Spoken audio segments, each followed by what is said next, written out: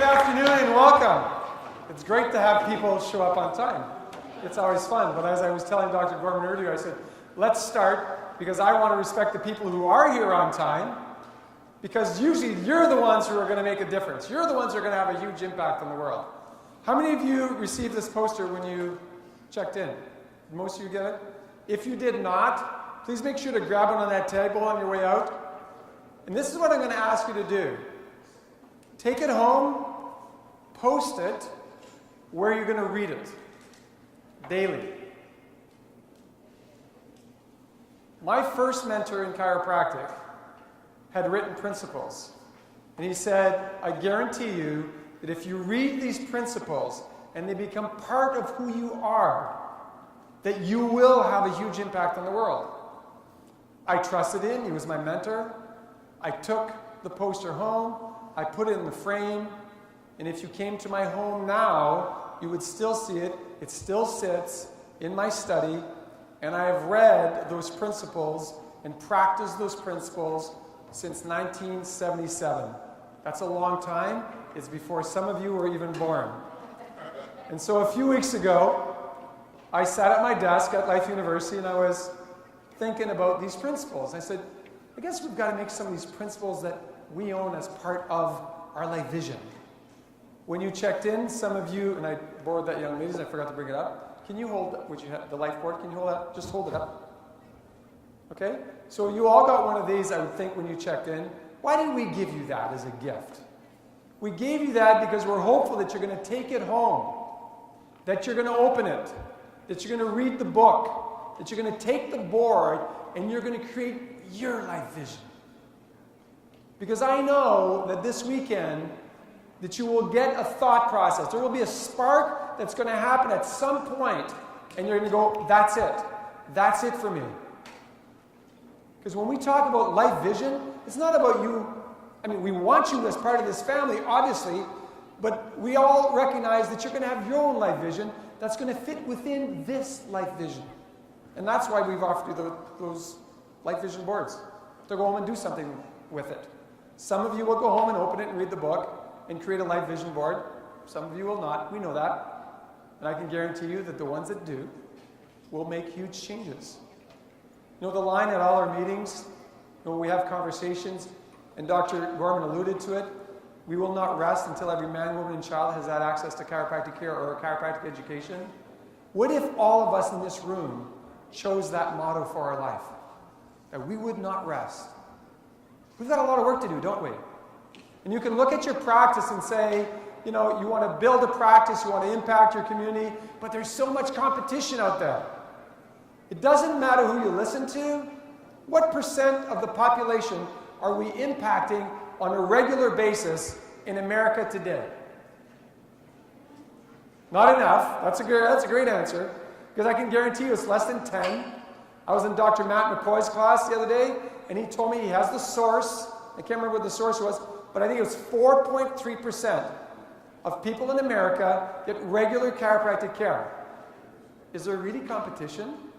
Because the way I learned math, that means there's 95.7% of people in America who don't get regular chiropractic care. So some of the tools you're going to receive here this weekend are to help you get to that part of your life, to create your own life vision. So this is the beginning. And these are the life vision principles for success, health, and happiness that I have the privilege to share with you. Obviously, we won't get to all 13 today, but I'm going to cover some of them so that you can really start accessing the best you that you can be. Everything you're going to learn here today and tomorrow is about becoming the best version of yourself. You know, you've heard the line, you were chosen to be a chiropractor. Some of you believe you chose chiropractic, but somehow you were brought into the chiropractic family. You weren't brought into the chiropractic family for nothing. You were brought into the chiropractic family to have an impact. To have an impact on your community. To have an impact on the world. To do something great. Why did I choose the butterfly? Think about it. What does the butterfly have to do to become a butterfly from the caterpillar stage? It's got to fight its way out. It's got to work hard and then it goes through this amazing metamorphosis. That's my hope for all of you this weekend. That you experience a metamorphosis. That you truly become the person that you were called to become. And this is one tool you can use. So I'd ask you to participate. We're actually going to read these principles out loud together. Are we all good to go? Okay, so let's start with this one. Lasting purpose. Let's go. To give, do, love, and serve out of a sense of abundance with no expectation of return. Happiness is not attained through self-gratification, but through fidelity to a worthy purpose. Create your purpose and thrive. Why is that number one? Without it, you get nowhere. So we're a nice, beautiful, small group today. Let's be honest with each other. How many of you have a written purpose statement for your life? Keep your hands up high, high, high. Now everybody else look around. That's a small percentage of the people. Put your hands down, please. How many of you have a written purpose for your practice if you're a chiropractor or a chiropractic assistant? All right? A few hands. Those of you who don't have a written purpose statement, I'm going to encourage you as you read this principle every morning. There will come a morning, probably early on, where you're going to say, create my purpose and I'll thrive. Maybe it's time for me to create my purpose statement. Because once you craft a purpose statement and you read it, it becomes part of who you are. That's why it's an important principle. This is not just an idea. A principle is a fact. And we know that people that have purpose, that understand their purpose, that choose to live true to their purpose, accomplish more in their life than they ever thought possible. I crafted my personal purpose statement. It was originally like a full page. And my mentor said, that's ridiculous. How are you going to remember that? You're not that smart. I went, yeah, you're right. I'll never remember that. So I started tweaking it and tweaking it and tweaking it. And my personal statement got down to this. I pledge my life to my greatest expression of love and service for the benefit of humanity. Excuse me. And that's before I ever heard this. So there's two of those words in lasting purpose that belong in my purpose statement. Every morning, when I recite that purpose statement, I get like invigorated. Because think about it. I pledge my life. This is like a big deal. This is why I get up in the morning. And I guarantee you that once you have a purpose, your life will change for the better. So think of that principle over the weekend. And think about how you could choose to craft your own purpose statement. And a purpose statement is really about digging into the best of you. What do you love? What do you want to be remembered for? What do you want people to say about you? How you showed up. Right? So I pledge my life to my greatest expression of love and service for the benefit of humanity. Like I said, it took me months to get it down to that. Started with a page, down to a couple paragraphs, down to one sentence that I don't have to read anymore. And so anything that I do in my life falls on that foundational premise. So think about that as if you were going to build a home, you need a good, strong foundation. A purpose statement is a foundation. And some of you in this room, and certainly the population out there, spend more time planning a 2-week vacation than you've ever spent planning your life. I'm asking you to spend a little bit of time and plan your life. What's your life vision? And find the answer to that life vision for yourself. Second principle, love. Let's read that together. Love. Do everything you do. Be everything you can be. And always serve from a place of unconditional love. Right? My mentor called it the love concept. By the way, my mentor was Dr. Jim Parker. That's who I met first in chiropractic after my own chiropractor. And he talked about it, the love concept. Different words, same concept. Dr. Sid and him were great friends at one point in their early careers. And then they became almost adversaries. But I can tell you that through those years, each forced each other to do great things. Because each watched the other. If Jim was doing this, Sid was trying to do more. If Sid was doing this, Jim was trying to do more. And they pushed each other. Not a bad thing, is it? And I know that the first time I, learned about lasting purpose, in my own head I was like, That's exactly what I learned from my mentor. Different words, but the same thing. And so we go to chiropractic organizations, we come to seminars, people hug, people love, they show it. What I ask you to do is, if you're showing it here, pay attention. How are you showing it elsewhere? And ask yourself some tough questions. Are you being real? Are you being real? Are you choosing to live from that space? Living from a state of unconditional love is the best thing you can do for humanity, and it's the best thing you can do for the person you look at in the mirror every single morning. That's you. Live from a state of unconditional love and trust. Trust that the universe will provide everything you want and everything you need. Not just to survive, but to thrive. So the principle of unconditional love. Make it alive and well in your life. Appreciation. Let's read this one out loud together. Appreciation. Be grateful and show appreciation. Appreciation is a wonderful thing. It makes what is excellent in others belong to us as well. There's a concept that I learned. I love to read. And actually, Andrew is smiling. Andrew, you will get to meet later this evening at 7 o'clock. He is from New Zealand. He's a chiropractic student who flew all the way from New Zealand to participate. Yeah, give him a hand, sure. To participate in the International Talk the Tick competition that was held at Life University yesterday, and he is the champion. And as part of what we provided, said Life University is happy to host Talk the Tick, and the one who wins it will actually get an opportunity to present at Life Vision tonight. So you'll get to hear him. But he was with friends of mine that are staying at my house yesterday, and he went to our house while I was working at setting this up. And then when we talked, he says, you know a person by paying attention to the books on their bookshelf. And he said, I don't know you a lot, but I spent some time at your house, and I looked at your bookshelf, and I feel like I really know you already. Am I sort of paraphrasing? But that's what you said, right? One of the greatest books that I've read is called The Greatest Salesman in the World by Ognandino. And it has nothing to do with selling. But he talks about looking for the good, and then stating the good.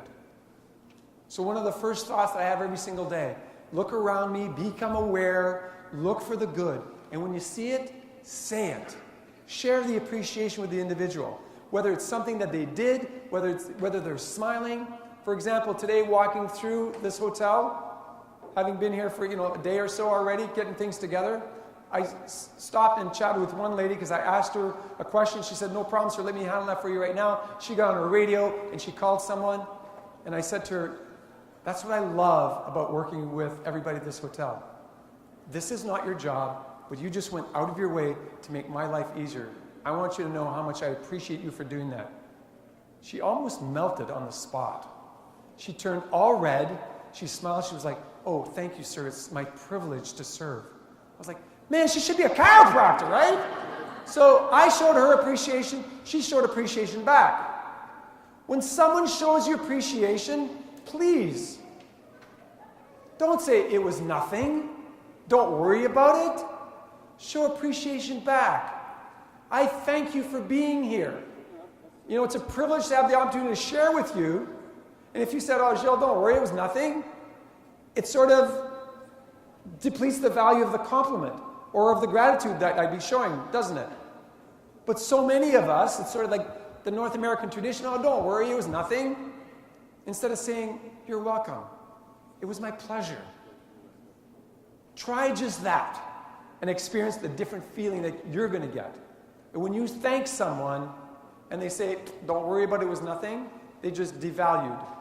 So if I thank you, or if somebody else thanks you, think about what you could say that would speak to who you are as an individual, but that would actually add value to the conversation or to the exchange that you just had. So mine is typically, it was a pleasure, because it truly was. If I do something for you and you're grateful, and you say, thanks a lot, Gilles, I'm really grateful, I did it because I wanted to. So I say, you're very welcome. It was a pleasure to help you. It was a pleasure to serve you this way. It adds value to your life, it adds value to my life. So this weekend, let's practice this. Let's show appreciation for each other. As Dr. Gorman so well said when she opened, let's show appreciation for her right now for opening the program.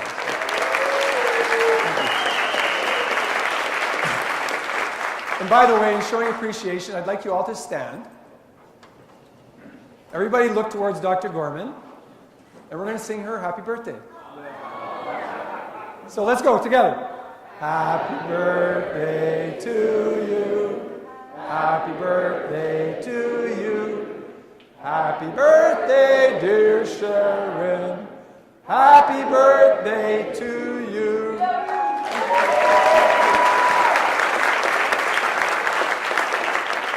You see, she's a little bit red. She's saying, "You're Brad, you just embarrassed me." And almost had like a little couple of happy tears. That's how we show appreciation for people that we love that do special things. Because she's a special person.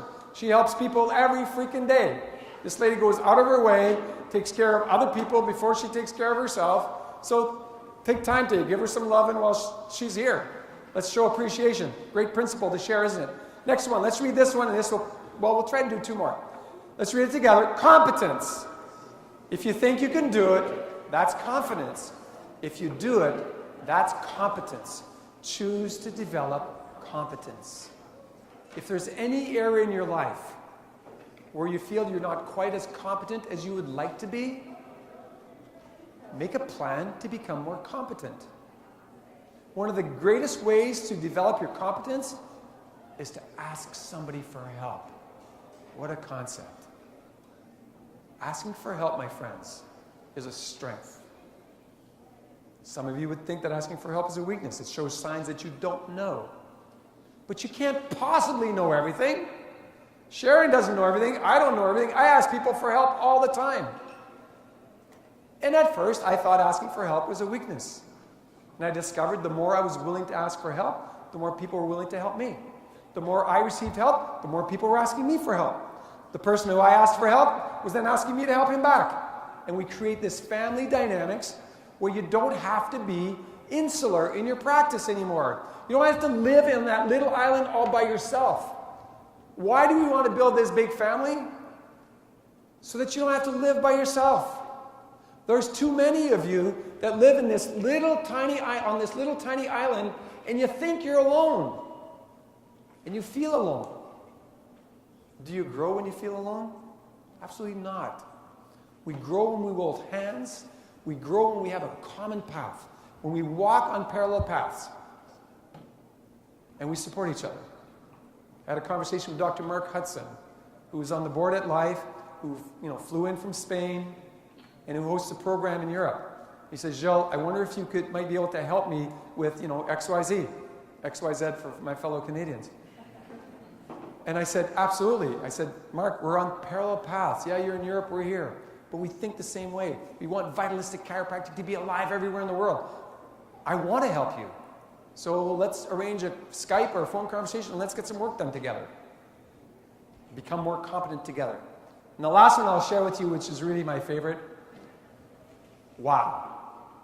How many of you show up at the office like this, and how many show up like this, ready to serve, the way Dr. Gorman got on the stage? Is it easier for a speaker, certainly for an MC, to walk on stage when the room is full? Sure it is. Did she have less enthusiasm because the room wasn't full? No, she didn't. She showed up with enthusiasm. Why? Because she wants and she understands the value of creating a wow experience for all of you. Are you creating a wow experience in your office? Are you creating a wow experience in your life? Are you showing up with enthusiasm? And I'll read this one quickly because my time just went to zero. Knowledge without enthusiasm is boring, but enthusiasm without knowledge is chaos. Think about it. Choose to gain knowledge and share it with enthusiasm. And please, take this home. If you haven't got one yet, grab one here. We even bought rubber bands for you, which everybody laughed at me because I'm Canadian and I called it an elastic, and my team said, "What's that?" So, and I didn't even think rubber bands. One of those things we can put around? They said, "Oh, it's called a rubber band in America." It's like, okay, a rubber band. Anyway, take it, post it, read it, let us know how you love it. Have a great time this weekend. you.